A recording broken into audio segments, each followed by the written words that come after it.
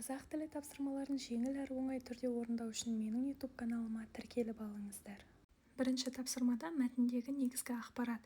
Жаңа тілді меңгеру үшін уақытты сылтауратпай білімді болуға ұмтылу деп ойлаймын. Сұрақтарға жауап. Мен ағылшын және қытай тілдерін үйренгім келеді. Менің жалқаулығым кедергі болып жүр деп ойлаймын.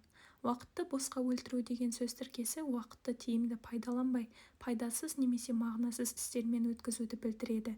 Яғни адам өз уақыты мен күшін қажетті нәрсеге жұмсамай, нәтиже бермейтін әрекеттерге кетіреді дегенді айтады деп тапсырманы орындауларыңызға болады. Екінші тапсырмада мұғалім: егер бос уақытың көп болса, оны қалай өткізер едің? Оқушы: мен бос уақытымды пайдалы істерге артар едім. Кітап оқып, жаңа нәрселер үйренемін, немесе спортпен айналысамын. Мұғалім: өте дұрыс, уақытты тиімді пайдалану адамның дамуы үшін өте маңызды деп екінші тапсырманы орындауларыңызға болады.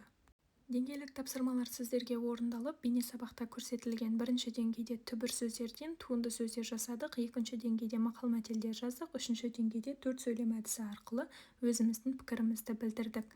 Келесі төртінші тапсырмада тіл, тілші, тілмаш, біл, білім, білгір, білуші, оқу, оқушы, оқыту, сөз, сөздік, ел, елші, қуат, қуатты деп түбір сөздерден туынды сөздер жасадық және олардан сөйлемдер құрастырдық.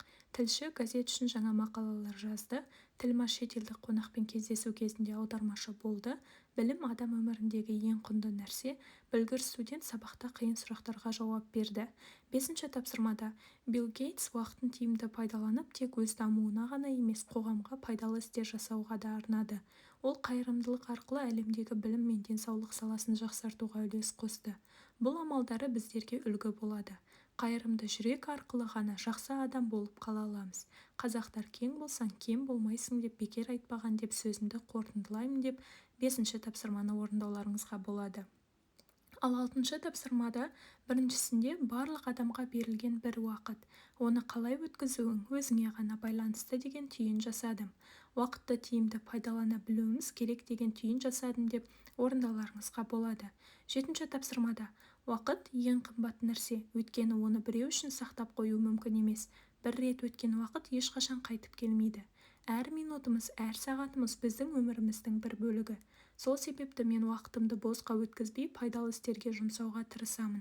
Мысалы, сабаққа дайындалып, кітап оқып, жаңа нәрселер үйренемін. Уақытты тиімді пайдалану арқылы мен өзімді дамытып, болашақта үлкен жетістіктерге жетемін деп сенемін. Сондықтан мен үшін уақыт шынайы алтыннан да қымбат деп тапсырманы орындауларыңызға болады.